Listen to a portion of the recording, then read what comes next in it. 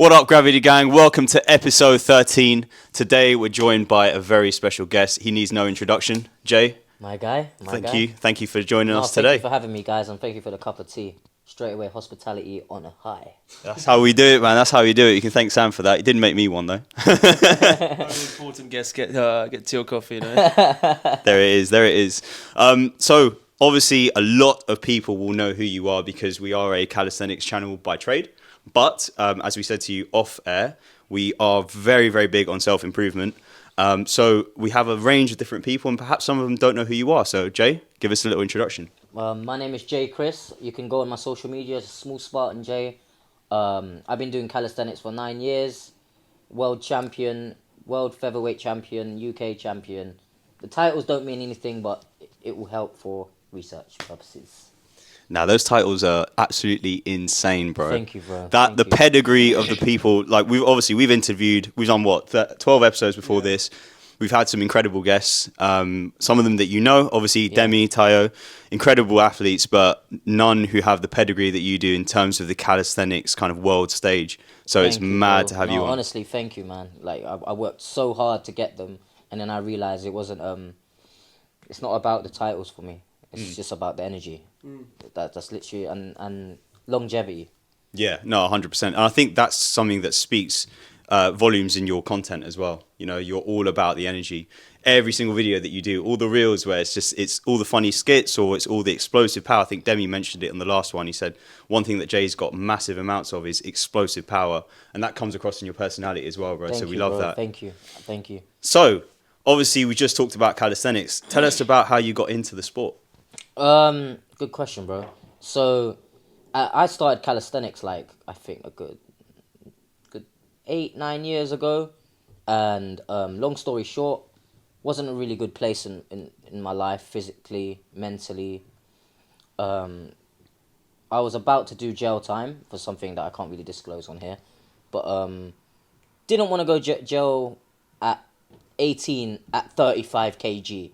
So I was 18 and I was 35 kg, so I wanted to stack up weight. Started off in the gym.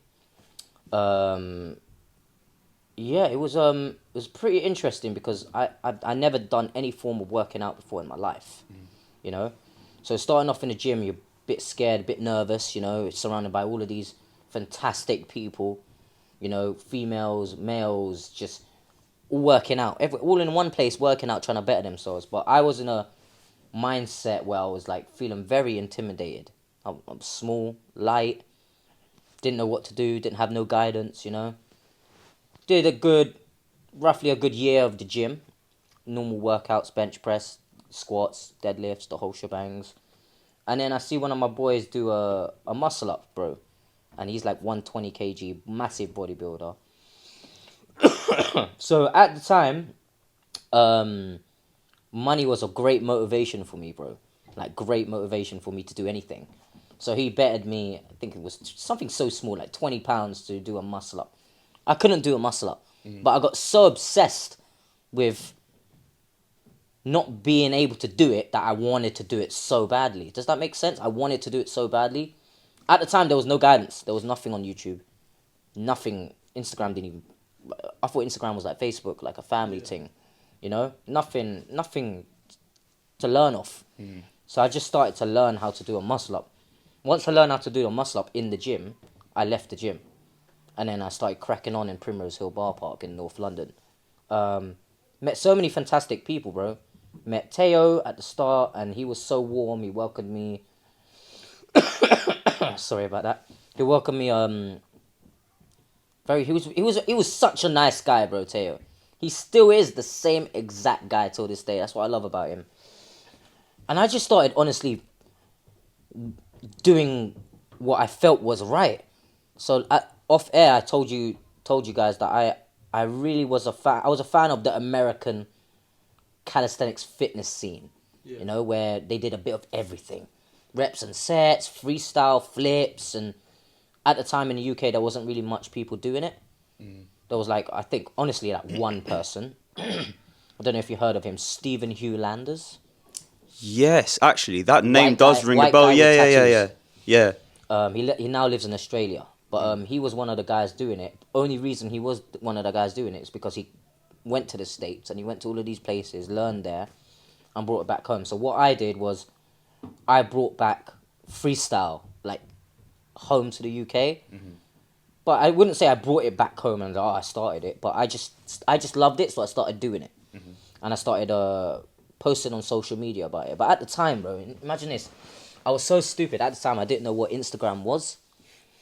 I thought, yeah, I'm just going to post a video and just for my own progress so I can just keep track on what I'm doing.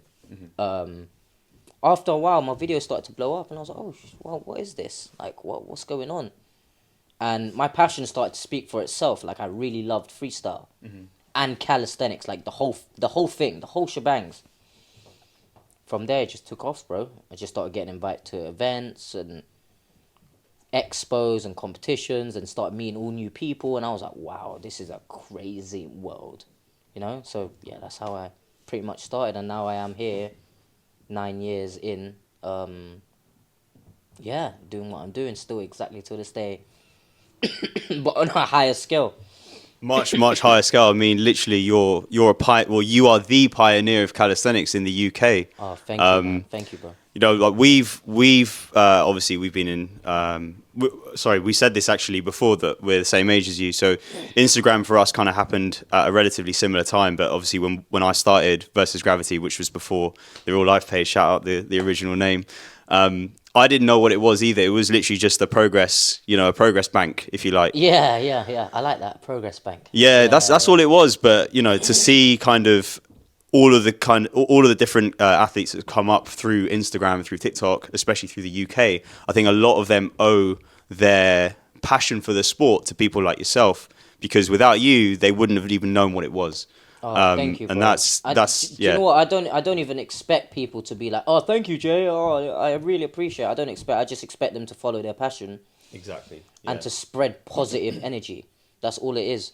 The moment they start spreading negative energy, that's why I don't want nothing to do with you. You know? But that's all it matters for me. It's just about energy. Spreading the word of calisthenics and fitness and positive influence to the world. That's it. Yeah, I mean, let's actually touch upon that because I said again, we just for everyone who's listening, right? We did speak a lot off air because we're catching up and whatnot. But one thing that we were talking about is the positive influence that calisthenics has on other people. We obviously met you back at Brunel Coliseum. Coliseum are another big player right now who are really pushing the agenda for calisthenics. But the real positive influences and the great thing about calisthenics is the community.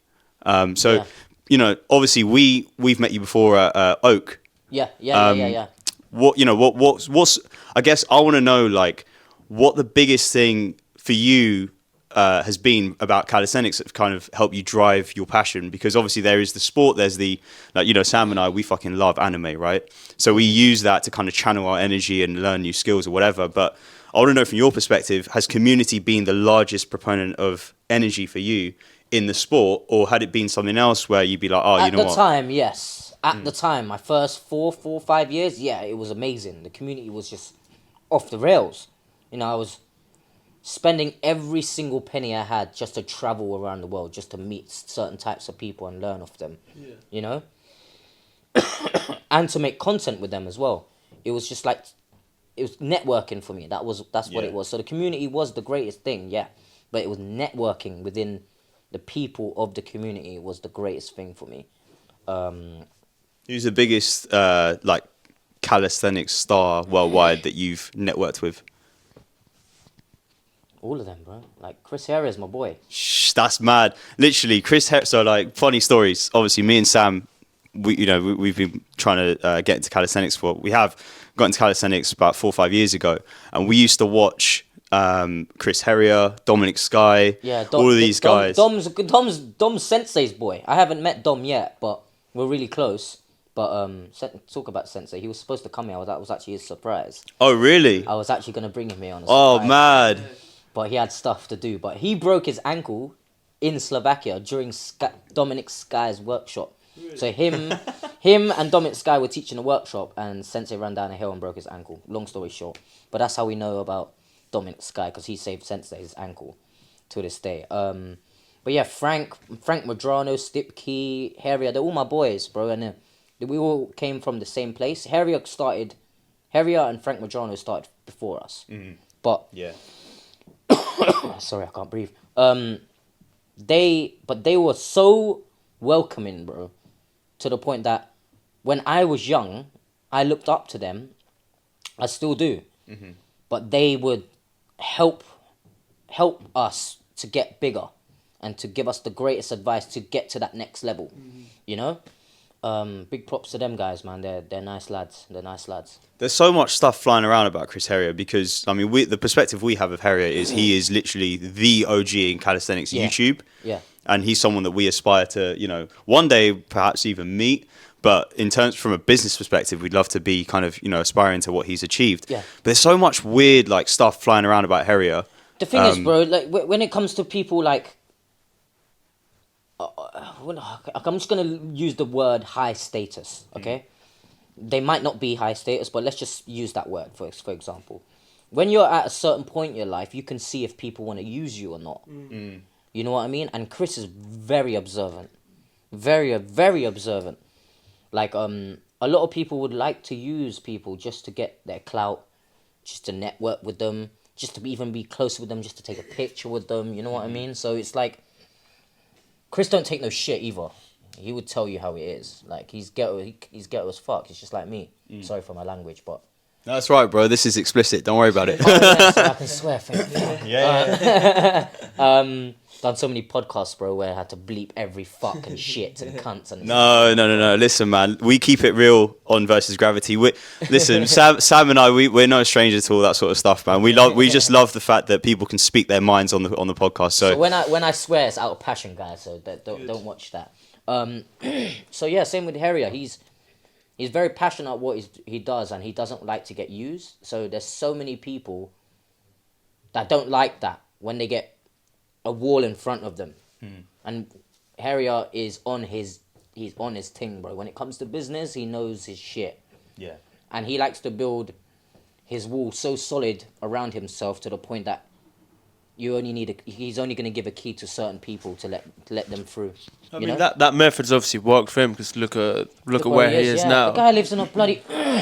I'm not even going to try to say where he lives. I know exactly where he lives. But he lives in a nice bloody penthouse in Miami. You know, drives a nice car. He looks after his kid. His kid's going to be great now for the rest of his life.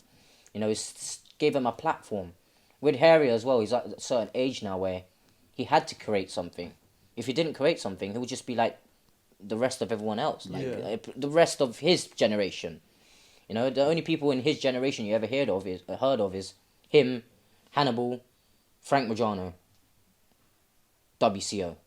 literally, that is it. The rest you have never heard of. I almost forget that he's from like that area almost. Yeah, Chris Harrier's first comp was in WCO. Was it? And big shout out to WCO. They made me the man I am now. Yeah. You know?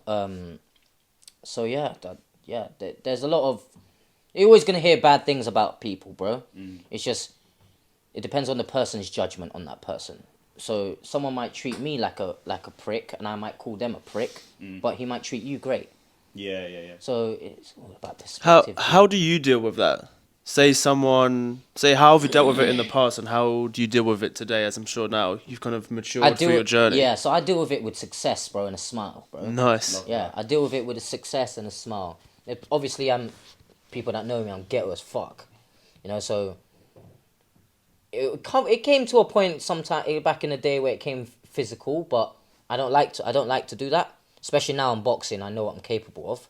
It's a bit... I can't wait to talk about that. But anyway, we'll come back to that. We'll come back to that. But I don't like to absorb and give out negative energy. I don't like that. It's long, bro. It's fucking long. Yeah, I feel like whatever you put out there will come back anyway. Yeah. And it's long, bro. It's long. That's all long. Giving out negative energy and absorbing it to the point that you can't sleep. You're thinking about it. It's long.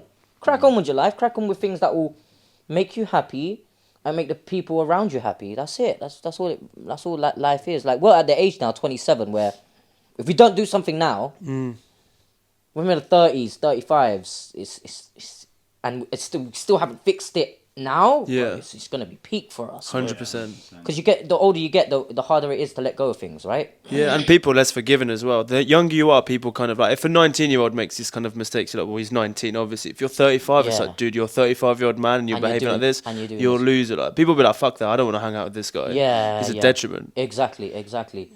But even so, like, I feel like the younger generation now are getting so mature. They're getting so mature because of what's out there. There's so much shit out there. Yeah. Bro, I didn't even know how to use a phone back in the day. I knew how to use a phone to pick up the line and trap, ring. That's all I knew how to do. But now, kids got so much shit to progress their mind, their mind physically and everything, bro. They've got everything given to them. So on that topic, because obviously, you know, we talked about, I wanted to ask this later, but perhaps we can talk about it now. You owe a lot of your success to the exposure that you've been able to get through WCO, through Instagram, YouTube. Yeah. Obviously, so many people know about you. Just like you said, a lot of these young people, they have exposure to technology that we didn't have, and they can leverage it to be able to get the opportunities. What's your, like, if you were to say to someone who's like 17, 18 and they want to make something of themselves and don't want to just follow the traditional path of, like, you know, go into society, become a cog in the wheel and then 9 to 5 kind of guy. Exactly. What would you say to them? Be consistent. Don't burn bridges. Do not burn bridges. Even if you feel like someone's a prick, don't burn that bridge. There's no need to.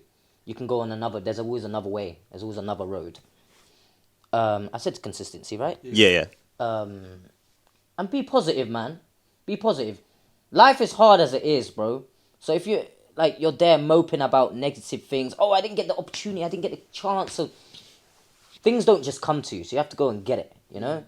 And you can never compare your life to other people's life. Like, everyone has their own journey.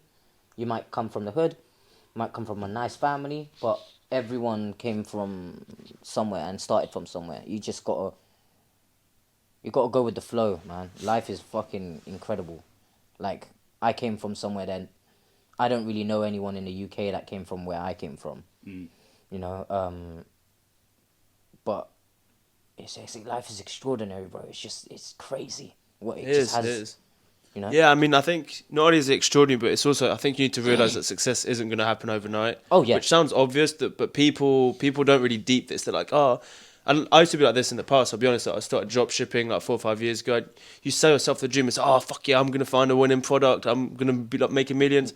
Failed after my first product and just gave up. Yeah, But if I'd continued 5 years later, I can guarantee you, even if I wouldn't have seen success in drop shipping, the skills I would have learned, if in that 5 years of just keep trying, I could have then started something else, and I guarantee I would have made all my money back. Oh, hell yeah! And with the skills, you can use them in so many other sectors in life. You know what I'm saying? So many other businesses, bro. It's crazy because when people fail, it hurts their ego. So once your ego gets involved in certain things, that's when, in my opinion, it starts to go down. You got to be really smart about certain things, especially when it comes to being successful. You know. That's all I can say. It definitely doesn't come overnight. 9 years in, I'm still 9 years in, and I'm still gonna be here for another 9 years. Definitely. I obviously want to retire in the next 6, but we'll see where life takes me. You know, but it's crazy how life is just insane, bro. You're making me think mad now. Yeah, but honestly, because it's so refreshing to sit here and speak to someone who has exactly the same motto as us. So, like, you know, Sam and I, he just mentioned dropshipping. Yeah. Obviously, he's from a corporate background. I was in a corporate background. I left that job. What do you guys do? Sam, I'm still in sales, like data sales. Okay. Yeah, it's like a bit of city boy, pretty much. Okay. City boy. I was in consulting, IT consulting. So I was IBM, but we both went to uni together. So we had, like, in terms of our lives, we had a very straight path. Yeah. You know, and I'm obviously, we said this before, I'm from an Asian background in Bangladeshi, so my parents had very set expectations on you, on me, man. Literally 11 plus GCSEs, A levels, you name it, it was there. But one thing, you know, that we share is that there was a straight path for us, but we wanted to do our own thing. And, you know, obviously I left my job, was it 6 months now? Is it 5, 6 months? Around that. Sam's obviously, we brought on Sam into Versus Gravity, and we've been kind of paving our own path, and it's literally exactly what you just said. For it doesn't take, you know, 1 night, 2 nights, even 3 or 4, a year, 2 years. It takes a long time. Bro, it takes a long time, bro. It doesn't. You can't just blow up with one video. Yeah. No, That's exactly. literally what it is. Because the thing is, you do see some people that are like that, and people get super discouraged. You'll see like one person, they'll have like 10 posts. One of them goes viral. Yeah. And then yeah. people will sit there and they'll be like, fuck that guy. Like, my content's better than him. I'm more consistent. Why am I not getting it? It's just like, Yeah, bro, if you're yeah, going to yeah, be yeah, bitching yeah. about it, like that, you don't deserve the success. Yeah, yeah, Because yeah. it's also, yeah. that guy, he hasn't, like, the universe pays you back, right? He's kind of cheated the system in some way. Yeah, He's won the lottery. 9 times out of 10 people that get those short-term, like, overnight successes, they fail because they don't know how to capitalize. They don't last, bro. They Never. don't last. Like, Never. let's use artists as an example. Little Yeah. Pump. When was the last time you heard of him? Yeah, dead. Yeah. It's terrible. He had one song. One song blew up. Made one with Kanye, blew up a little bit, and then boom, disappeared. Look at Ed Sheeran used to fucking like busk outside Wembley. How many people are going to go to that extent to realise their dreams? Yeah. It's the motherfucker that's putting in that work, like day in, day out. Yeah, I 100%. think I saw from a YouTube, is it Jesse James West? He's like he was even in one of Chris Harrier's videos. He's like one of the American like gym bro guys. Okay. And he was saying like, look, like I told myself you will not succeed for 5 years. Yeah. And I genuinely became content. Like I accepted that as a reality. As soon as I accepted that I might not see any success in 5 years, that's when he went fucking ham. And he saw success within 1 or 2 years. But if you're willing to accept that it's not going to be overnight, that's already that's bro. the first Preach. step. You said exactly Yeah. what's on my mind, bro. Yeah, first step, bro. The If you've first got that luck. step to success, in my opinion, is to let go. Yeah. Is to let go and to be fucking smart, bro. Be smart and don't let feelings and emotions get involved, because we're in a big... Bro, we live in London, bro. Even if you live... Do you know what's even worse than London? Being in America, because there's way more people, you know? And there's so much competition. You just gotta... You gotta work, bro. You gotta work hard, and you gotta show why you are the man and why you want it. That's literally it. That's literally What's it. some advice for like work smart? Because I guess for us it'd be like network with the right people. So work smart. That is a good quote. Work with the right people, but don't burn bridges, bro. Yeah. Don't burn bridges. I've me personally never burnt bridges with all my people that I've made connections with till this day. Like for example, Gravity Fitness. The guy, he will even tell you himself. Rich Hawkins, absolute great friend of mine.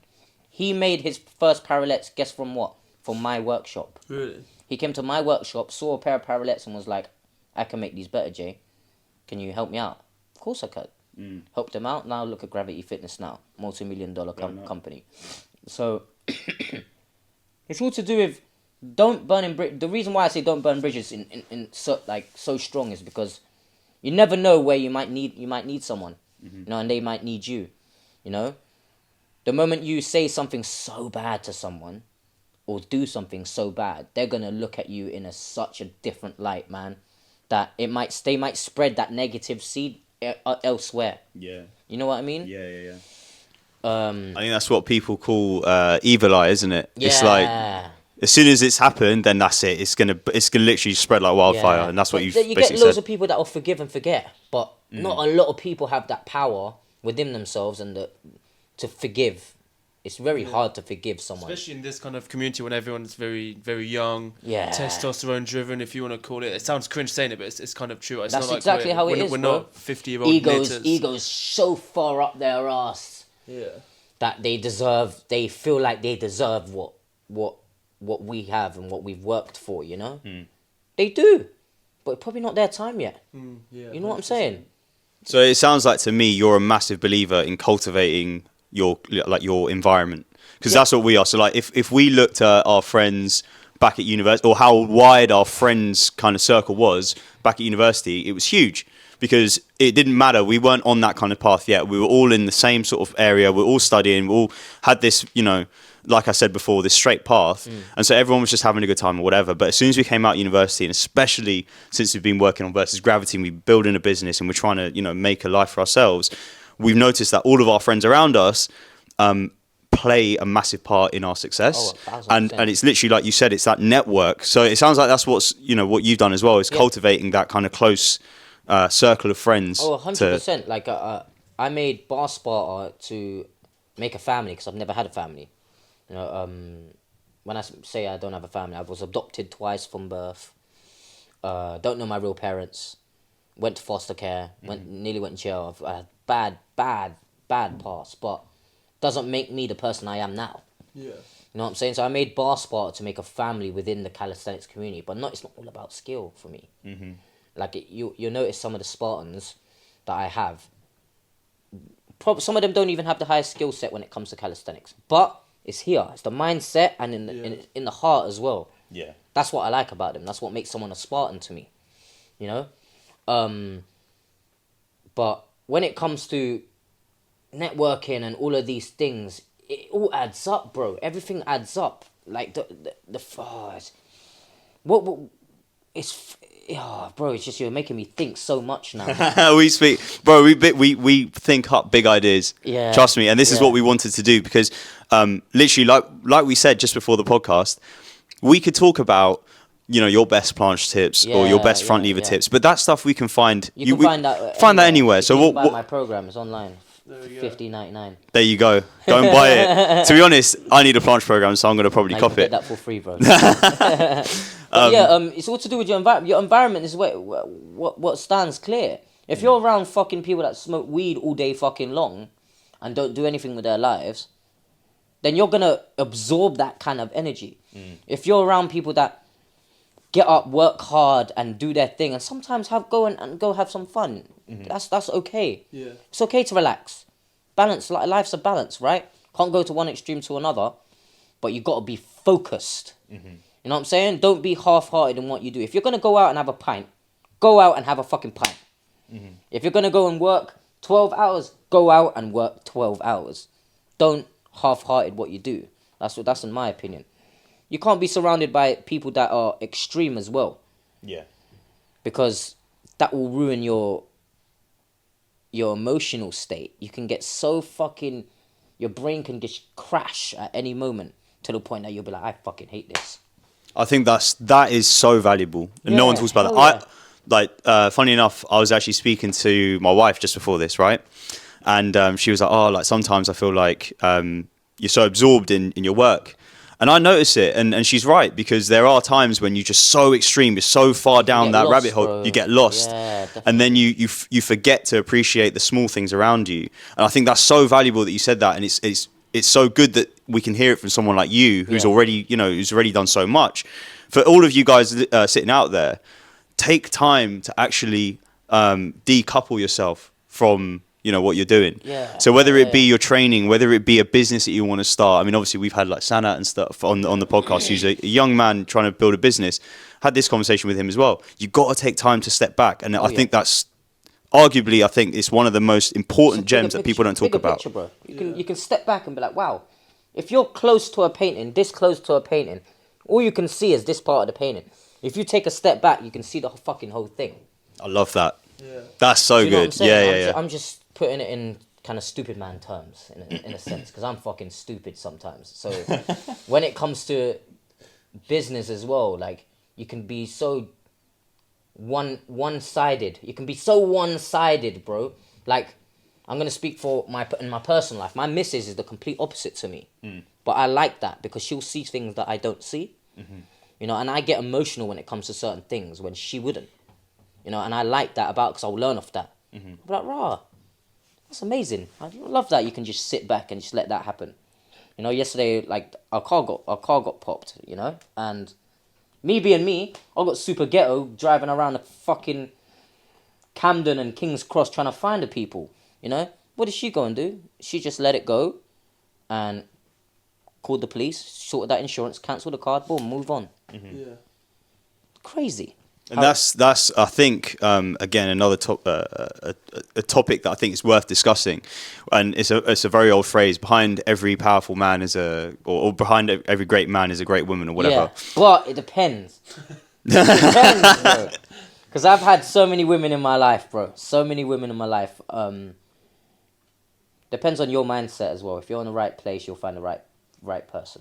That's interesting because you said to us off air as well that you got guys asking you about girls and all that sort of stuff. But what we try and preach a lot, and I think this is something that you share based on what you just said, is build yourself, have your vision, and and basically you don't let anything deter you from that path. But you find someone. Well, actually, to be fair, you attract the right person Attract it. to help you build. You are a magnet, bro. Exactly. Every woman and every man is a magnet. You attract what you do, bro. Yeah. So I'm so on my business and my training that I attracted a girl that was on her business, on her training. You know, all the girls I had before, other than my ex, were just trash. Trash. They weren't on shit. Yeah. Bro, they were just on dick. You know? It's just fucking. It's crazy. It's crazy. I love that.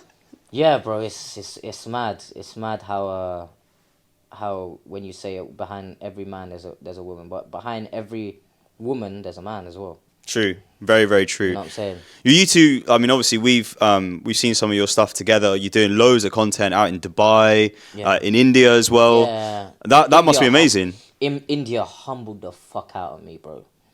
Humbled the fuck out of me. Went India, great experience, but I went there knowing that there's this part of the world where they're so happy for having so little. And there's me with my Rolex, my chains, nice cars, and I'm like, bro, I want a bigger house, I want this, I want this. These some people in India, there's 20% of the population in India are homeless. Yeah. It's crazy. Fucking nuts, bro. I see kids. I'm actually going to release a vlog in like the next couple of weeks after Christmas about India. I see kids in the trash cans and the bins looking for food. Yeah. You'd never see that here. Nah, bro. All you see is crackheads here, or homeless people, and people that are alcoholics. You know what I'm saying? You don't see kids that are homeless. Yeah. That's it. Like in the UK, you got, if a kid don't have home, they'll go to a foster care. You know, they have people to help. Back in them countries, bro, they're not gonna help for shit, bro. See, it's absolutely amazing. It's amazing that I learnt from just going to a place. Yeah. You know, I'm 27 years old. I can't believe I couldn't learn that, like, from watching TV or something. You know, or reading books. So I had to go. You're correct me if I'm wrong. Actually, no, I'm not. I'm not even gonna try and guess it. Where are you originally from? Guess. I think you said half Filipino. Yeah. And No, 3/4 Filipino. And Mauritian. Yeah, Mauritian, yeah. So you know, you're like me in the sense that we're both Asian, right? Obviously, I completely understand that perspective because I lived in India for I don't remember it because I was a child, but I lived in India for 2 years or 1 or 2 years, and then I lived in Bangladesh for 2-3 years. My mum's gonna kill me if she hears that, and I can't remember it. Like, you got it, bro. But the whole kind of perspective you gain when you leave the UK and you go to that part of the world is insane because you're used to seeing a meal on your plate. You're used to having your little PlayStation in front of you. Nice fucking walls. Nice wall. A mic, a phone, nice clothes without Exactly. holes in them. Like, it made me realise how British I was when I was there, G. I was so British, bro. It was unbelievable. My girl's white. Even she said to me, like, she's a white posh girl, yeah? It doesn't mean about race. I'm just talking about class here, yeah? So she actually said to me one time, babe, can you relax? You're coming across so British right now. I was like, why? She was like, you're not gonna eat that bread because it's not toasted in the way that you liked. And I was like, yeah, fuck, why am I like that? It made me realise how spoiled I was. Did you, on the topic of food, did you get deli belly out there? Or were you okay? No, I was okay. Oh, you're blessed, man. Do you know what it is? Because I was so British, I didn't want to touch things. Bro. I didn't want to touch things. I was like, I'm not touching it if it's not from a restaurant, if it's not from a nice hotel. I'm not touching it. Didn't drink fresh mango juice. I was like, nope, that mango's from India. I'm not on it. Yeah. You know, my mindset was just so small. And then I was like, fuck, man, I should have tried some things. I tried pan. Yeah. Pan is like, how do you explain it to him, G? I don't even, it's like a sweet. It's a sweet that they put in a leaf, right? And they put bare ingredients in it to the point that it's mint and sweet at the same time, but it's only served on the street of India, bro. Yeah. And I was like, you know what? If I'm here, I'm going to try something from the street. And I can't lie, it was disgusting. Yeah, bro, trust me. You're right. My granddad, rest in peace, he used to like chew on that stuff all the time. So some people like it, some people don't. Yeah. It's it's not that nice. I can't lie. It's not that nice. But on that topic of India, bro, when we was out there, we can see the kids knew that we weren't from there, me and the missus. So when we had our own security out there, so like like I'm honored that we did, but the security wasn't letting none of these kids, homeless kids, come close to us, bro, because that's how it is in India. You know, you just don't associate yourself with the homeless kids. But we're kids, bro. So obviously, me and the missus being soft-hearted, we started handing out notes. Yeah. But the notes, it was like 10p, bro. It was like 10p, but in a note, Indian note. But bro, they were going so crazy over 10p. And to me, I was like, bro, I'm fucking spoiled, bro. I'm spoiled. You know, like, if I accidentally dropped 10p on the floor, something like back in the day, I wouldn't even bother picking it up. Yeah. You know, and over there, they thrive off that. You know, because they don't have much. So it's very humbling, bro. Honestly. I think that's a perspective a lot of people in this country can take. You know, obviously, I'm not going to sit here and say that people don't have a hard time. It's all relative at the end of the day. Loads of people do have a hard time, 100%, bro. Exactly. But at least you got government support. People that are out here, bloody, what do you call it? Claiming from the government. What's that? Benefits. Yeah. All them people there. Oh, it's hard. It's the rent's too high. Blah blah. But mate, you're claiming benefits. Get up and do something with your life. There's people out there in India and other third world countries that don't have nothing. They can't even get a single a pair of trainers that are, or even a pair of slippers that are exactly the same because they're rummaging through the bin. Like I can't stand that when people are like spoilt in the wrong way. Yeah. Do you know what I'm saying? What do you think makes people sport? Do you think it's nurture or nature? So like environment, or is it how you were brought up? Both. Yeah. Both, bro. 100%. Because I can speak for my missus. She's been brought up really well. Like, upper class family, massive house, nice cars, nice clothes and everything. But she wasn't spoiled. She wasn't spoiled. She works for her shit. She works hard. And then you get the other type of people that are in upper class that get everything given to them. Yeah. Like that. So it's a bit of both, bro. It's a bit of both. You can get the posh kids that go to the universities and live off the university, what do you call it? Loans. Yeah. Loans, and then they realise, whoa, life is hard. Yeah. Buying noodles and shit like that. I'm buying noodles, and they're like, wow, I need to go back home to mum and dad's because they'll cook me dinner. You know, they'll make my bed. You know, I've never been to university. I didn't go to university. I got kicked out of school and shit like that. So I had to learn the hard way as well. Nurture and nature, both of them, bro. Both of them. I mean, you know, there's something that I'm quite like passionate to talk about. I think one of the easiest ways to fuck up your children is to just give them everything that they want. Oh yeah, 1000%, bro. Worst thing you can, especially if you have money. Yeah, 1000%. Worst thing you can do. I even said to my missus, if we have kids, I want 6 kids. Yeah, that sounds a bit crazy, but I'm gonna be at a certain point in my life where I'm gonna be proper successful. Yeah. You know, and I know that. I know I am. I don't know when, but I know I am. But I'll never let my kids live the life I've lived, and my missus said she will never let our kids live the way she lived. Yeah. If they want something, they go work for it. Yeah. They go work for it. Whether it's doing stuff for the house, doing stuff for neighbours, even at a young age, because I know the younger they get, the more motivated they get. Look at the kids now; they're so motivated. Yeah. It's crazy. We weren't like that when we was young, right? Literally, like, my life revolved around Modern Warfare 2 and FIFA. But I promise you, like, that lesson that you said, which you want to impart into your kids, it's a similar lesson that my father gave me, right? When we went to university together, I didn't get the full student loan, and I wasted all my money, you know, doing all the partying and, you know, just silly things. And my dad, at one point, he said, no, I'm not giving you any more money. Like, you're going to have to go and earn it. So I had to work at Domino's for three days a week. I used to bring back pizza for Sam and the boys, but At least you got pizza, bro. at least no. I got fat. Actually, I wish I didn't. Okay. But that's the topic. Yeah, I bet he was loving it. Yeah. Bro, this guy's literally hard gainer, Mr. Hard Gainer. So he just shovel that shit in and would not put on a pound, That's crazy, bro. which is That's not like fair. Me, bro. That's like me. I'm That's jealous, like me. man. But genuinely, that lesson, I remember when my dad said, no, you got to earn it, changed me, because then my whole perspective. Sam made a joke the other day, because I used to also, to make ends meet, I used to do surveys, which literally, like, online surveys. I used to sit there for like 2 hours a day when I wasn't at lectures, trying to do surveys, earning like, what was it, 5p per survey, just to try and get a little bit more money. So I think I was earning like £10 a week doing that stuff. But in my head, I was like, nah, I got to find a way of making money. Yeah. And that Bro, carried at least through. You did something, bro. Yeah. Most people won't do shit.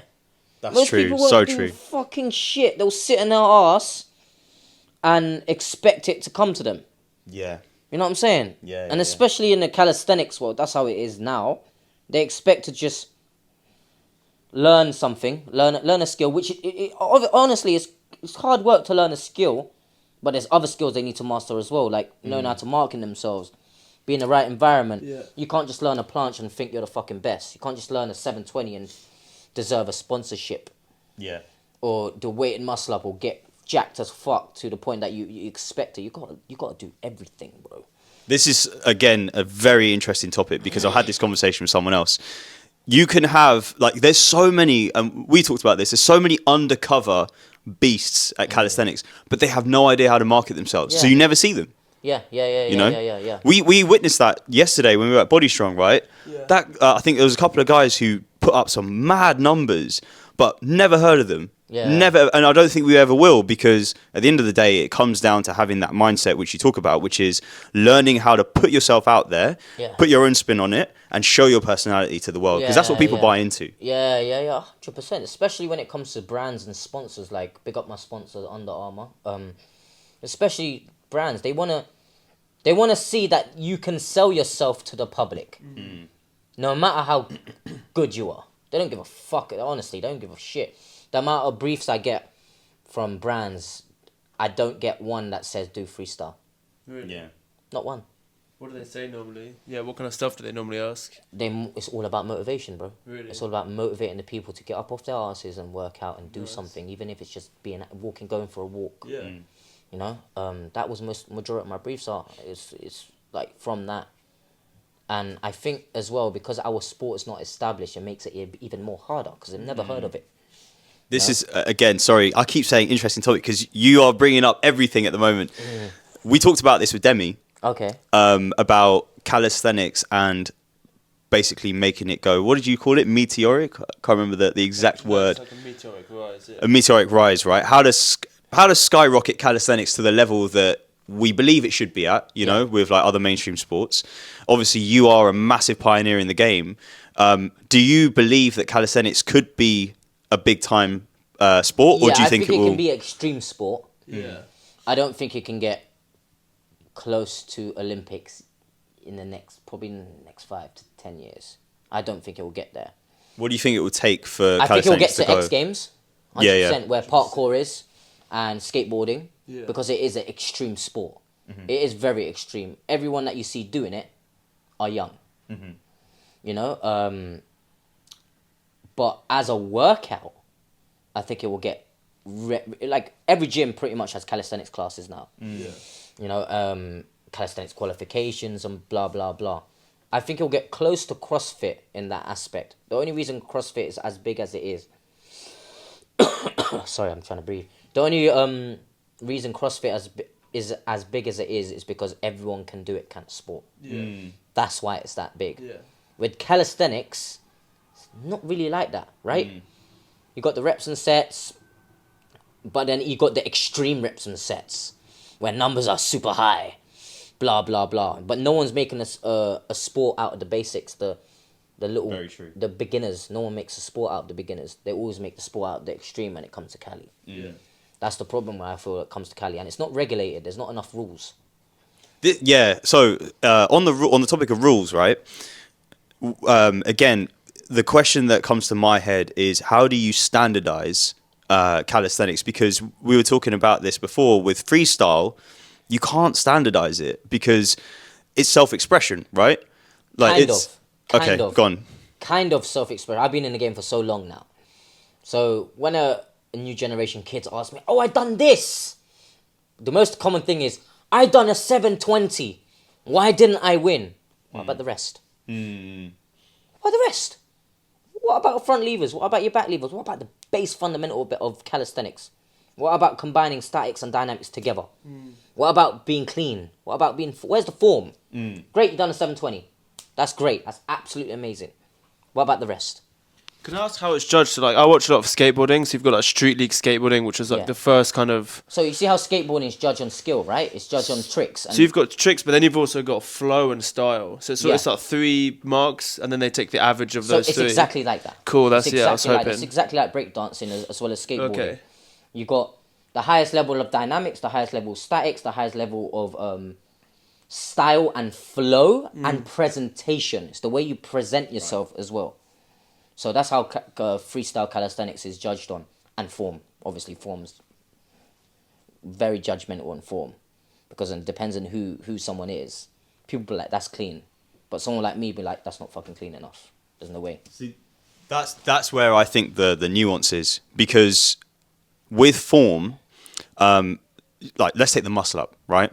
The muscle up is a very simple skill to advanced calisthenics athletes, but to everyone else, it's like, oh, there's so many different components. You've got the pull, you've got the whether you do it with a swing, you've got the dip portion, Got the false grip. the false grip. Where like with something like that, like how do you I don't want to say clinically, that's the wrong word. How do you critically say that is good form or the right form versus that's not good enough? That's where I think the nuance is with some of these Depends things. how lenient you are, to be honest, right? It depends how lenient you are. A lot of people think is what the judges prefer. But let's look at it in science term. What's actually harder? That's it. Yeah. Simple as. What's actually harder? It's fucking simple, isn't it? We're not fucking retarded, are we? Like, Yeah. what's actually harder? If someone does something so clean and it's hard, versus someone does something clean, but it's an easier version, who's gonna win? Yeah, well, the answer's obvious there. Yeah, Hard. for sure. But a lot of people won't see that. They'll see someone doing, I'm going to use freestyle as an example, the craziest dynamics, but won't even bust a clean planche or a clean front lever. But the major public will go nuts over the guy doing dynamics and won't go nuts over the guy doing statics and dynamics. Yeah. You know? For me as a judge, I would see the statics and dynamics and be like, wow, that's fucking amazing to do both at the same time compared to someone that just does extreme dynamics. I'll be like, that's great, but it's not freestyle. Yeah. How do you think that's evolving? Because I mean, the competitions that we see, it seems like Haristop's winning most of them, and that does seem to be a combination of kind of statics Both. and Yeah, he's dynamics. both. And he's clean, bro. That's why. Definition of That's clean. That's why he's winning pretty much everything, because he's clean. So, because it seems like in the statics game, it can't really get. I mean, it could get incrementally more, but kind of everything's been done in the statics game. Yeah, especially when you're competing. If it's not like a Burning Gate competition, which is just statics. Yeah. Whereas dynamics, there's still a lot of room for improvement. Yeah. Do you worry? Not worries, maybe the wrong word, but are you maybe concerned that in the future it would kind of just be dynamics, that almost they'll look at front lever and be like, we don't care about statics anymore? No. It's going the opposite right now. So people care about statics more because everyone knows now. You know who Nicky Makes is? Yeah. So me and Nicky Makes was on the phone to each other, and we called people that are into calisthenics so bad the heads. The heads. Heads, because we're head crazy about it. So the heads know that doing statics is way harder. It takes way more dedication and time and consistency compared to doing dynamics. Yeah. You know, you can learn something in 10 minutes. You just got to free your mind a bit. You know, obviously, probably not 10 minutes, but I'm over-exaggerating. But you know what I'm saying. It's way easier to learn a dynamic skill than it is to learn a static skill. So that's why I think it's going a bit more towards the static kind of side. Which I'm sure Isan would be happy about, because I mean, we personally think like statics is. It definitely is, bro. It Yeah. definitely is. But the problem with that is, it's going towards gymnastics. It's going towards gymnastics more. Yeah. When it should be a mixture of gymnastics and parkour. That's what I say calisthenics is. It's gymnastics and parkour mixed together. But what's crazy is that because we still put kind of gymnastics on a pedestal, and kind of rightly so in some sense, because the way they do some of these movements without literally even fucking like grimacing once, and just like that adds like another layer of complexity. Yeah. But now you've got moves that they won't even rank in like they're beyond gymnastics. Yeah. Like reverse planche or the Yeah. Caruso or whatever. It's like Yeah, gymnasts can't do that. Yeah. Because they don't have that in their books, bro. Yeah. Gymnasts go by a book. That's why it's in Olympics, because they have a book. Yeah. And whatever the book says, the book runs. See, That's this it. is That's why how I feel it like is. statics or calisthenics shouldn't be standardized. Yeah.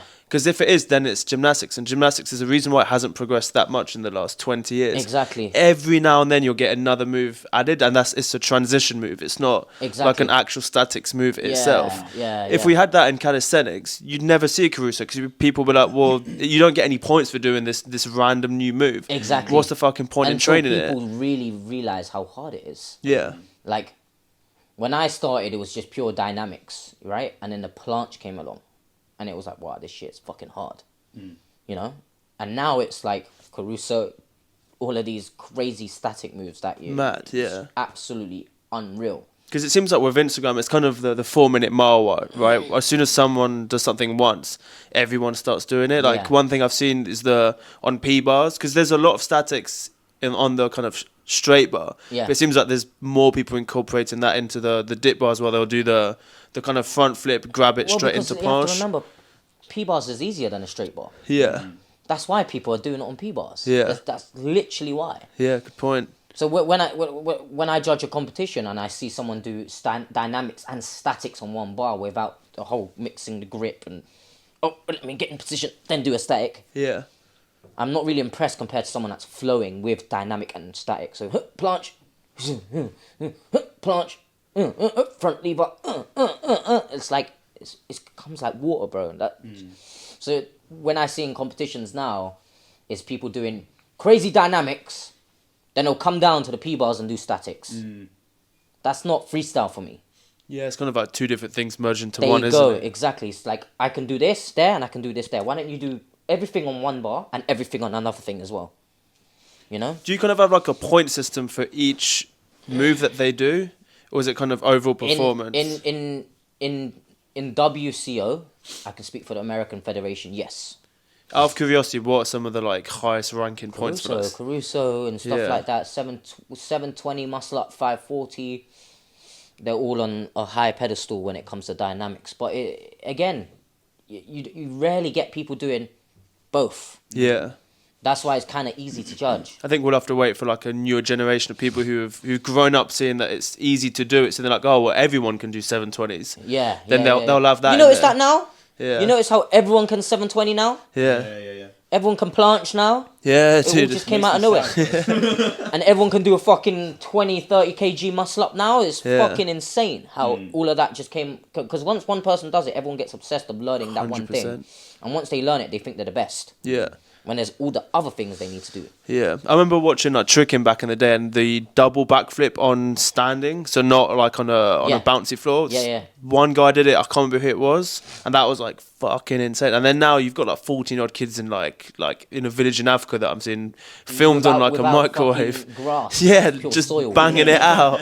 Yeah. So it's sick. Like one thing, because I don't know too much about dynamics. I mean, we don't personally train it, but I think, how long do you reckon before we see, is it like, you've got front flip regrab, right? Yeah. How long before you see the double front flip regrab, do you reckon? Oh, that'll take a while, bro. Yeah. That'll take a while. I've seen a cork regrab. Like you stand on the bar and you cork and then regrab. I've seen that. I've seen a castaway regrab. You know what that is? No. So you swing backwards. Yeah. You pull down, you backflip and grab the bar. Backflip and you grab it, yeah. Yeah, but on the way back. Yeah, that's crazy. I've seen that. That's crazy. But these are all parkour moves again. These are all coming from other elements of other sports. You know, gymnastics, like alley-oop came from gymnastics. Planche came from gymnastics. Giants came from gymnastics. 360 came from gymnastics. Really? That's why it's such a cool sport. It's almost like a cesspit for just all these creative people from all these different things that are put into one. Yeah. Loads of things come from breakdancing as well. It's all different types. That's what I love about calisthenics. Mixture of all different types of sports. I think it'll be a while. Like, recently there was a kid that learned a 1080. Didn't he have like his hands resting on the bar? That was an actual 1080. He lets go. He lets Crazy. go. But there was only one in the world. Yeah. I'm sure sooner or later someone will get it as well. And like loads of kids do 900s now. That's mental. And stuff like that. But again, those kids can't do other things. You know what I'm saying? They feel like they learn this one thing and then the greatest. You know? I'm very passionate about that because I've judged and I've competed so long and I see the same shit over and over again and I don't see what calisthenics really is mixture of both worlds. Well, I think that's the fault in some way of Instagram, because they will post that one clip, get millions of views, and then in their mind it's like, well, I'm the shit because. And it's why like, don't I get invited to a comp? Yeah. Why don't I get a chance to compete? Why? Because you can't do the rest. Yeah, it's almost like being, those football guys that do like the keepy up, like freestylers. Freestyle, But yeah. they're mad. And then people are like, oh, well, why aren't you playing football? It's like, bro, there's two different things. You can do one thing on your own, like for the Instagram, but how are you pairing it with everything else into one thing? Yeah. But in a way, funny you talk about football. World Cup's on right now, but football is because it's such a big sport. This is why I love calisthenics personally. Right, at the age of 27. Only having trained for about 4 years, and not even 4 years fully calisthenics. With Cali, you can dream. Yeah. You can dream to get to that level. If you put the work in, you put your head down and you focus on your shit, and you get, because everyone started on a very similar level, right? No one started calisthenics being able to plant straight away.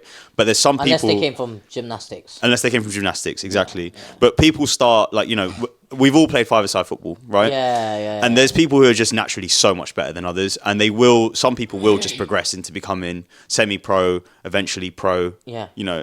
But you can't really dream with football. It's a very it's so rare. It's just it's too cemented. It's too popular. You need to be. There's too much great. competition. You need to be very, very fucking special. Exactly. Yeah. But with Cali, you can put your head down, work it like a lot of these guys. There's that guy Ryan who competed in Coliseum, 16-year-old kid, right? I think he nearly got into the final round. Phenomenal. Ryan. Phenomenal. I'll show you his profile. RIEON.SW, I think it is. I'm not sure. Of course, they got it street workout. Yeah. He had full Victorian pretty much. Oh shit. Yeah, this kid was strong. Mad strong. I need to see the kid. I'll show you afterwards. Yeah. But the point is I see his videos, right? He just trains in his room, and that's I think the beauty of calisthenics is, even though you have to have that full arsenal of skills in order to be invited to a competition, having those full arsenal skills is possible for quite a lot of people. Oh, yeah. Whereas for a football, if you're a footballer, you dream of playing football, you go to training every day, you play for, I don't know, Brentford or whatever, chances of you ever becoming a Premier League footballer are next to nothing. Yeah. And connections as well, bro. Connections when it comes to football as well. It's calisthenics is a weird sport, bro. But then again, it's those people that have the amazing skills can't market themselves. So they need to do everything, bro. It's fucking crazy. Yeah, no, I think that's completely correct. But one thing that I guess people do have an advantage with nowadays is we have the beauty of social media, whether you like it or not. It's fucking crazy how social media. Exactly. I wouldn't be here without social media. Yeah, but it's but the point is you can market yourself, whereas. If you're you're in a different sport, right? A very commercially recognized sport, basketball, football, whatever it is, right? You've got to have an agent. You've got to go to trials. You've got to make sure that you're impressing scouts. Yeah. With calisthenics, if you learn how to market yourself, which is relatively easy, right? It's not the hardest job in the world to learn, and obviously you get better at it. Some people find it fucking difficult, bro. True.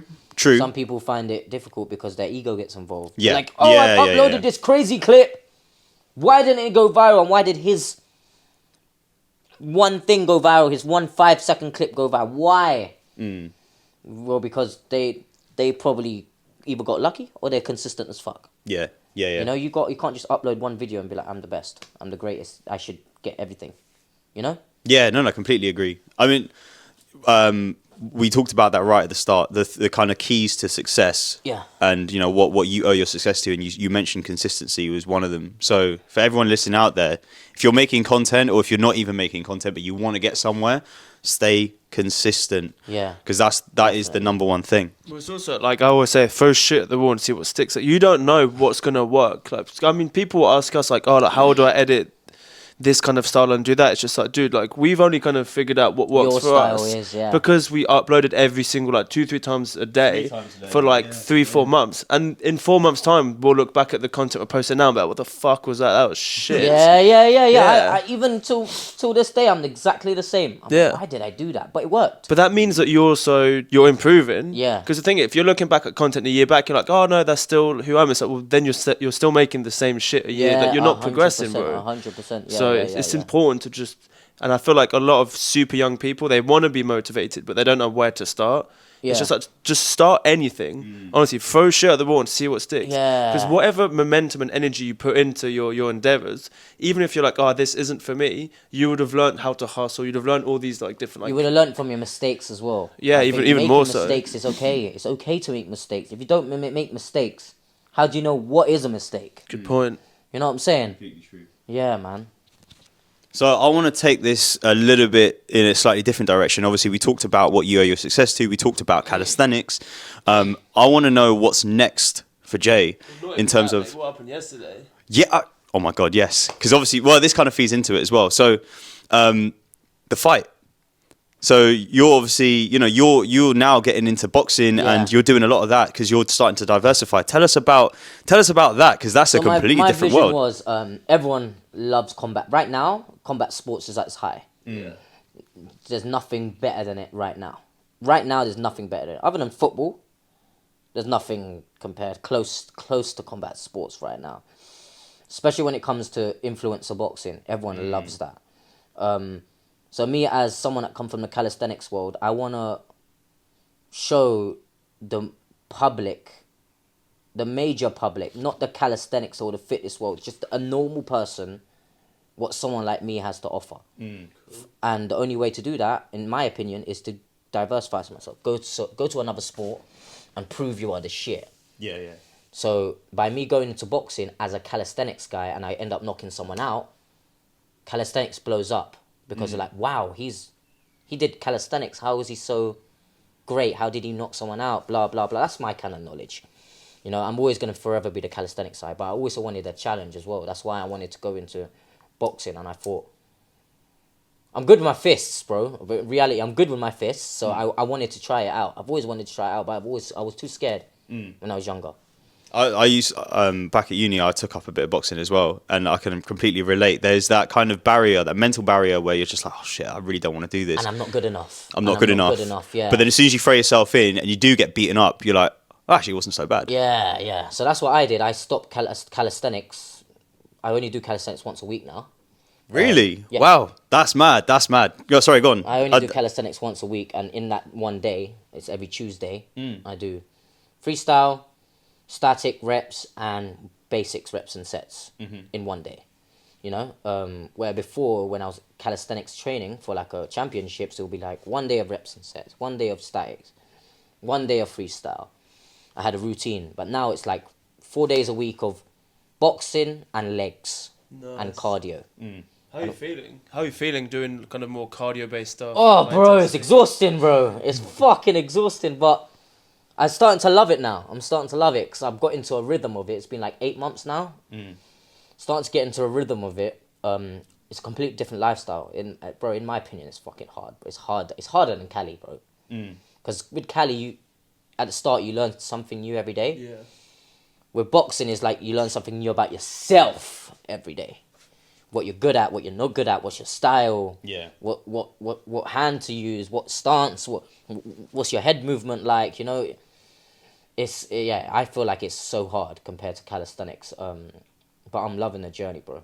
I think the maddest thing as well with fighting and combat sports is the mentality change, because to drag yourself to do a set of front lever or a set of planche every day is not that hard, right? Because like you say, you're learning a new skill. It's fascinating. You're like, oh, this is going to be so cool when I get it. With boxing or with MMA or whatever it is, you've got to put in that hard graft of the cardio, and it's like, oh, dragging your ass. And not only that, you have to come in front of someone else. Exactly. That's done the exact same thing. Exactly. And they might be completely different for you, so you have to adapt your style. Yeah. To that person. It's daunting. Yeah, 100%. It's so daunting. With Cali, it's all about you. Yeah. It's an ego thing again. With Cali, it's about you. You got to work on yourself, work on your skills, work on your strength, work on your dynamics, whatever it is you want to work on, and become the best version of yourself. When it comes to boxing, you got to go or boxing or MMA, you got to learn the art of boxing. You got to learn the art of wrestling and MMA, and you got to learn so much shit, bro. You got the cardio as well, the chin. You got to condition your chin. Certain fucking things that you're like, well, I didn't even fucking know you have to do that. Because majority of people just think I'm going to go in there because I can punch. Okay, you can punch. What about your footwork? What about your cardio? What about your head movement? There's so many other aspects of it. That's why I love it. I'm bloody into it, bro, right now. We love to hear that, man. How many fights have you had now? I had 2 fights, 1 TKO and second one knockout. Amazing. So 2-0. I got my 3rd fight in February against a TikToker. Okay. Oh, for some reason, we thought you had it yesterday. It was the press conference on press Friday. Conference, yeah, it was a online press conference. Yeah. Because my opponent couldn't make the actual face-to-face press conference on Saturday, pussy. So I hope he watches it now. I fucking hope he does. But so we did it online. Yeah, because context for people who don't know, obviously we sent you a message yesterday saying good luck for the fight. Thank you, For bro. some reason, I thought it was yesterday. No. I've got another couple months, so I'm all right. Amazing. Listen, man, like the fact that you've kind of made that transition into a sport where, like you say, you take your ego out of it and now you're at the mercy of I had to humble myself. someone else is I went mad. from world champion to ultra beginner. And going into a ring, and you're like, I got fucking power. I could punch someone, to getting bloody beaten up by a 16-year-old that's been doing it for 2-3 years, you know? Have you seen any carryover from calisthenics into boxing? Power, bro. Like everyone says, when I hit you, it's like someone that's like 70 kg hitting you because of all the years of power and explosive energy. That's what helped me. But other than that, it made me stiff. Cali made me stiff because it's always about being tense, right? In calisthenics, but with boxing, it's about being relaxed, breathing, trying to control yourself. My first fight, I was going in so angry, so testosterone. I'm gonna knock him out. I didn't even end up knocking him out. You know, my second fight, I was so relaxed to the point I was eating sushi in my changing rooms, chilling, relaxed. I knew my game plan. I listened to my coach. I ended up knocking him out, like on the floor, done. How do you train that mental aspect? Because that can't be something that's easy. I don't even know, bro. It's just natural to you almost at this point. Because I came. guess you've competed at a high level in calisthenics, so you obviously know how to just kind of block out the noise and just block focus. out everyone. Just block out everyone and just think about what you're there for. The game plan. The game plan is suss out your opponent, see what they're good at, blah, blah, blah. Then you got your other game plan. That's why within rounds, you come and you got your coach in your ear, in your face, telling you what to do. That's the greatest thing about boxing is you either have to listen or you don't listen. You know, your coach is your coach for a fucking reason. You know, with calisthenics, very rare you have someone coaching them during a set. You know what I'm saying? You don't. You don't. Yeah, really, you really don't. You can only see your mistakes through the outside world. You know. So this comes back to my question then, which is I guess where I was taking it. But Sam, thank you very much for bringing that up. Is now the next thing for Jay? Is it literally going down the combat sports route? Yeah. And really focusing on that. Yeah. So I'm hoping to go pro by next year. Amazing. Hoping, fingers crossed, hoping. Going the influencer route, of course. And just trying to get me as a calisthenics guy, because I'll forever be that calisthenics guy. Every time I get recognized on the street, you'll be like, oh, you're the guy that does the bars. You're the guy that does this. So I'll always be that guy. So if I can bring that to the major public, that's my goal. That's it. Yeah, that'd be mad. That's it. But I've got one more competition left in me, calisthenics comp, after this boxing match. After that, I'm done competing. Yeah.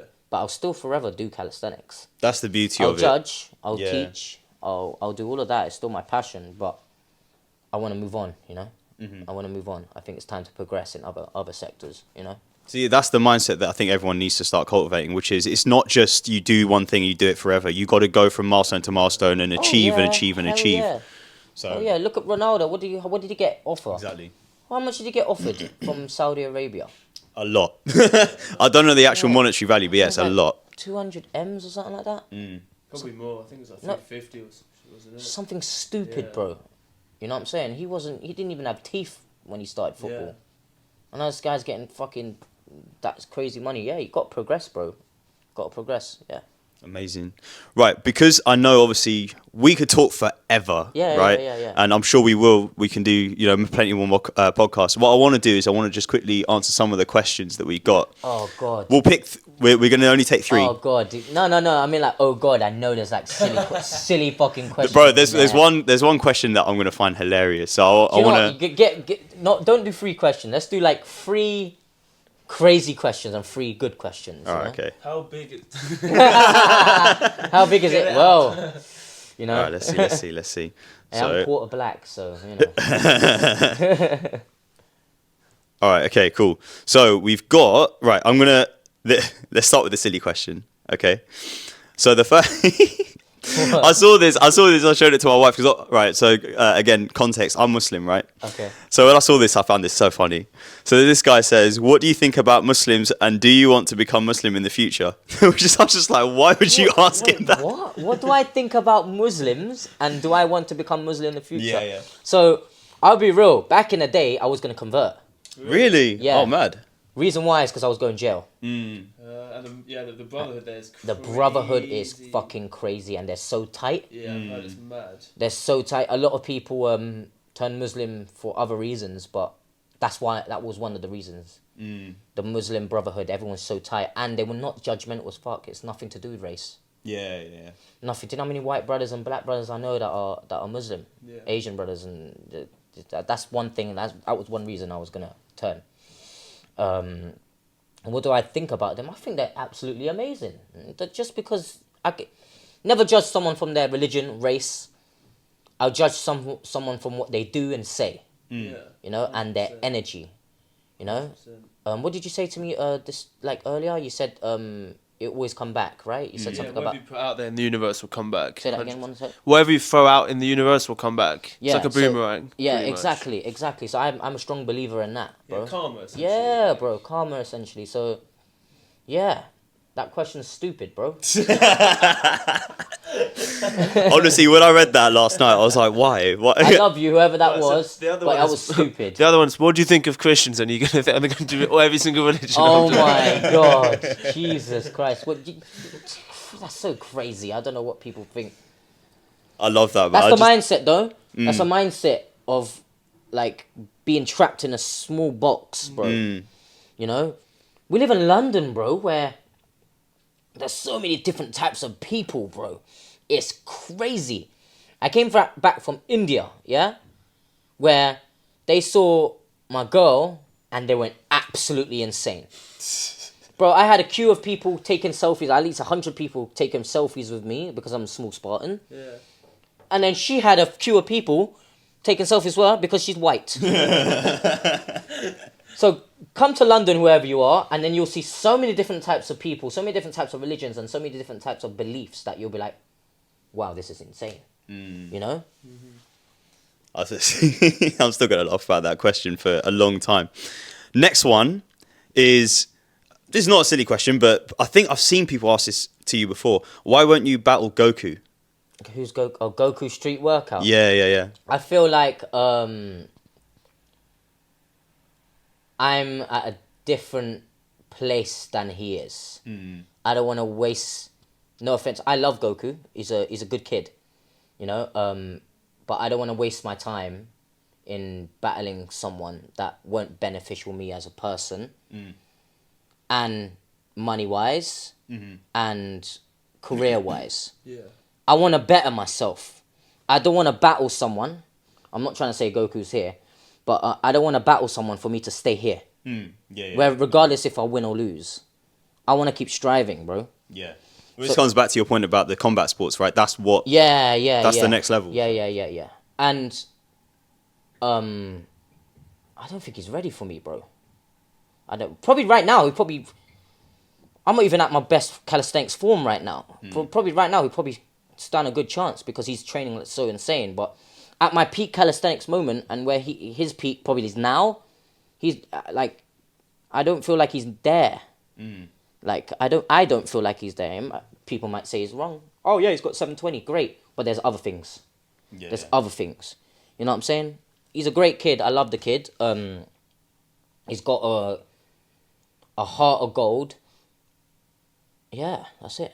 Yeah. No, well, That's obviously we've met Goku again. Yeah, I completely agree. Proper nice guy, heart of gold. Maybe one day, who knows? Yeah. But Yeah. so someone else has asked how you incorporate calisthenics with boxing. I think we've already answered that one. Yeah. So we'll probably skip over that one. Someone's asked as well, have you ever wanted to do a 1 rep max competition? I don't really know. Never thought about it. Maybe. Never thought about it though. Never. Yeah, we just came back from Body Strong and there's some big numbers. Like, was it Michael who weighs, I don't know, mid-60s? Oh, Michael Cash, yeah. So he literally weighs like 65 or something, and Yeah, he he's was crazy. He's mad strong. He's strong. He's mad strong. Yeah, he's strong, bro. He's strong. I feel like I could, yeah. Maybe one day. Maybe one day. Again, this comes to me progressing. Like, it comes to me progressing. I'm at that point in my life where I don't see that doing anything for me, bro. You know what I'm saying? So it's pointless for me. Yeah, no, You know? I completely understand that. Another one is, are you thinking about moving out of the country? So would you move abroad? So I've had so many offers to move to Dubai, to move to LA, but I lived in Bahrain actually. I opened a gym when I was 21 in Bahrain. Really? Yeah, Okay, no. the calisthenics gym, and I ended up getting the money back after 6 months. It was amazing. But I came home because I love UK, bro. I feel at home when I'm here. The people, the energy, it feels different when I'm in another country, you know? I feel foreign when I'm in another country. When I'm here, it's home, bro. You know? Yeah, no, I agree with that. I've always had kind of dreams of moving abroad because I always had this opinion that why is it so great here? Like, we can have a great life elsewhere. But then you're right. It's the people. It's the familiarity. Yeah. As well, that kind of creates like that kind of that sense of home. Exactly. Bro, I'm British, bro. So why am I leaving Britain? I'll probably leave Britain once I have a couple houses here, a business, like a proper established business, probably a gym. Then I'll probably leave. When I've established myself here properly as a businessman and as a man, what I think is a man, then I'll leave. You know? But other than that, I don't think I'm ready. You know? So I've got one question for you. Okay. I think, Sam, if you've got a question for Jay, then I'll pass it over to you in a second. But one question, because you said this near the beginning, and I love it because we also share the same opinion. You said you want to retire in 6 years. Yeah, how old am I? 27? 27. So 33, 35 tops. that's like our dream age to retire. My question is, have you thought about the way you're going to execute that? Because for us, I'm a massive believer in like a 5-year plan, where you kind of think about certain things. Whether you achieve those milestones or not is a different story. Yeah. But are you someone who's very meticulous in your approach, or are you someone who just like your like you said earlier, like you have to go with the flow? Do you just go with it? A bit of both. There's a plan, but within that road, there's so many side roads that might take you a shortcut. It's just like getting here, right? On Google Maps, there's ways that say 43 minutes and some that say 32 minutes. But you choose a road. So I honestly think, like, I never thought I would be doing boxing right now. I never thought I would even be doing calisthenics. I never thought that. I thought I was going to be trapping for the rest of my life. Yeah. Selling crack and coke for the rest of my life. I really thought that. You know? But now look where I am, to the point that I'm selling myself. Yeah. You know, I'm Under Armour ambassador. It's crazy. You never know where life takes you, man. Like, absorb every moment. Every moment is priceless, bro. Priceless. You know? So, yeah. I believe you do have to have a plan, though. Because if you're just going with the flow, you might end up somewhere else. You know? There might not be value in what you're doing. So you got to have a plan, you know? Yeah, no, I love that. I think that's literally exactly One the same road, one. but there's many side roads, and at the end of that road is your goal. But you could get there faster in many different ways. You know, you might meet a billionaire investor that might just be like, I want to invest in everything. You do, and he might take you on that road further down the line, quicker. You never know what happens, bro. You never know. I love that. I love that. Sam, any questions from you? Yeah, maybe some. Like, how do you go around networking in the current at your current point in life? Is it because this is something that we're definitely trying to improve on, and we don't necessarily know what the best ways are to do that. Because I think, especially in today and age of today's word of saying is women talk. No, but I get what you're saying. I get what you're saying. It's knowing the kind of right people that's going to get you way further than kind of everything else. It depends on who you need to go off people's energy and personality, right? Yeah. Like, I wouldn't talk to someone that's hood the way I would talk to a businessman. 100%. You know what I'm saying? Adapting, so you got to adapt. Yeah. That's how I network. You got to adapt. You can't just be the same person to everyone. You can't, because that person might think you're a cunt and that person might think you're great. Yeah. You know, so adapt to everyone. It depends how you want to network. You know, you might just want to be someone's friend. You might just like them because you like them. You know, might not even want to do business with them, but adapt, bro. Adapt to your environment as well. 100%. Just know where you are. You know, when I'm in Mayfair and places like that, for those that are out the country, Mayfair, Kensington is richest place in London. When I'm there, I don't dress like this. I dress nice. See, you're smart to actually, like, you're very socially aware. Yeah, of which course. goes a very, very long way. And it's hard to be like that, bro. It's very hard to be like that. You can't expect... I'm going to use brands as an example again. Yeah, you can't expect brands to sponsor you if you got funky ass hair. You know? You can't expect that because majority of the public don't have funky ass hair. You might be special in what you do, but if you're trying to become a brand ambassador, you need to become like them. Yeah, play the game, which is why you see too many people. Fucking game. They first of all they learn that life's a game, and they kind of feel because everyone's getting fucked in the game of life. That's the rules. You play at a massive handicap. First, people's reaction is to sit there and cry about it. Yeah. Which I think is where 90% of people stay. They stay in that, oh, fuck the system, fuck this, blah, blah, blah, blah, poor me, blah, blah. Then you've got the people that kind of walk beyond it. Instead of changing the rules, just play the game. You can only change the rules once you're at the top of the game. Too many people who escape this kind of, they're like, oh, we need to change it, blah, blah, blah. Like, oh, why can't we be sponsored with the fun care? So You've got to play the game. You've got to play the game, bro, because people can see through your personality as well. People can see that you're just a savage. You're just out here for yourself. I've been through that. I've seen loads of people like that. And me personally, I don't like fucking with them, you know? But yeah, life's a game, bro. Life, business, fitness, even getting girls, everything's a game. Yeah, you got to play them wisely, you know? Especially in today and age, like we always talk about that masculine excellence. And to stay competitive as a male in the 21st century, you need to have everything on lock. 40 years ago, you could just have one. If you were in great shape, 40 years ago, you'd be like a 1 in a million kind of guy. Yeah, you'd be alright. Yeah, 100%. Yeah, you'd be like the fucking... Like, 100,000%. Whereas nowadays, everyone's got a fucking good body. Everyone's strong. Like, everyone's got weighted muscle up now. Everyone's got a fucking planche. Everyone's got tattoos. Everyone's got this. Everyone's got nice cars and blah, blah, blah. Yeah, bro. So how do you manage that, but also trying to develop your own unique personality? Because you got to play the game. You got to play the game, but also say fuck it. Yeah, but that trying to find that is it's hard. There's a fine line. There's a fine fucking line, bro. Yeah. Like I had to do a kind of like a talk in front of loads of people in Sports Direct, right? But I had to talk about running. Yeah, I'm a calisthenics guy, and guess who they put me with? They put me with a running coach, an Olympian, a fucking Olympian, and an Olympian female and an Olympian male. And then there's me. You're like, I do pull-ups. Yeah, so I just fly on bars and I do pull-ups and muscle-ups. But what they said, like Sports Direct and Under Armour, they got me on the talk because of my personality. Yeah. They got me on the talk because of my passion and the way I come across. And then I was like, so, okay, I'm going to be professional Sparks. They're like, no, Jay.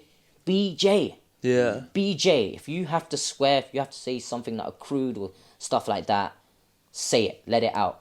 And when they were asking me questions about running, I was answering them, but I was answering in such a way that was making everyone laugh. Like I said, there was one time I said, you get runner's high, right?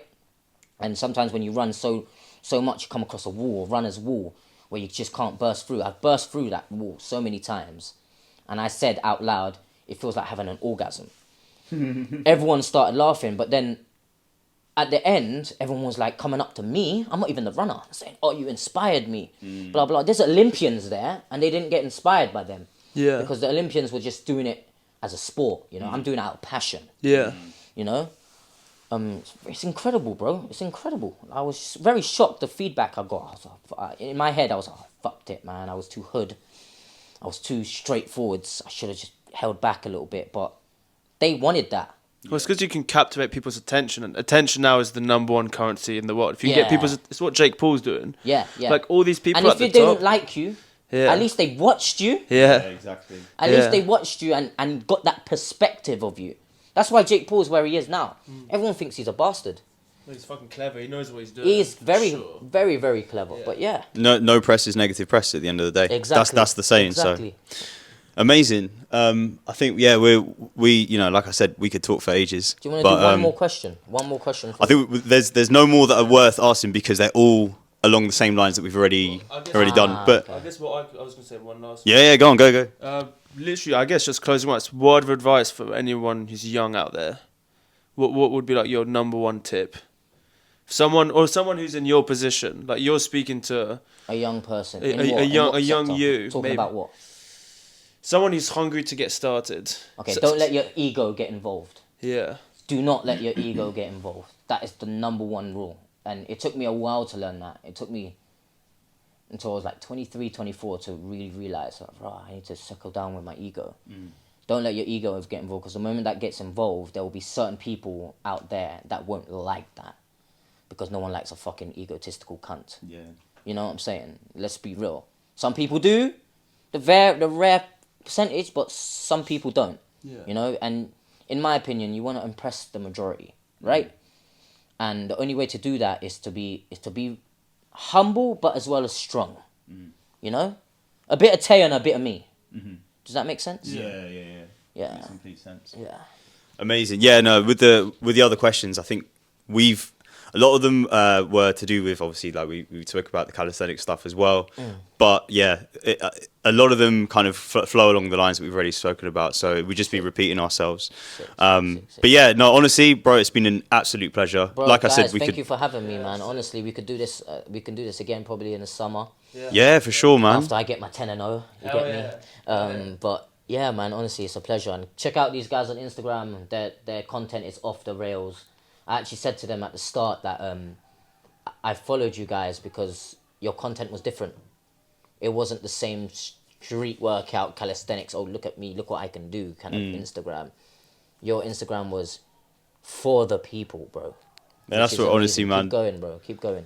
That is literally the best compliment that we could ever have. So honestly, appreciate that, bro. All day, boys. All day. Appreciate that. All day, man. All day. Amazing, Jay. Well, listen, bro, it's been amazing. Like we said, we will do it again, hopefully in the summer. Maybe we can do a couple of combos. Maybe we can do a boxing match. I'm joking. Yeah.